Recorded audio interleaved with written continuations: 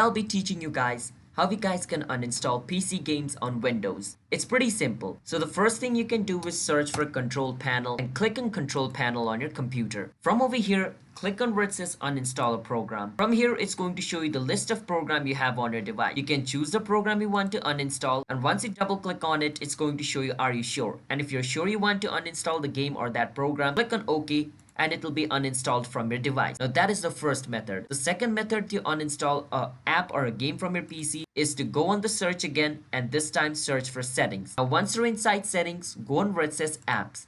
And from apps, it's going to show you all the app which is available on your device. Now from over here, if you don't see the app you want to delete, what you can do is always search for it using their name. Once you search for it, you can just click on the app you want to uninstall and click on uninstall. Once you click on uninstall again to confirm it, and that app will be deleted from your PC or that game will be deleted from your PC. These are the two methods you guys can use in order to delete games from your Windows PC. So if you guys found our video helpful, then hit the subscribe to our channel How to Guide.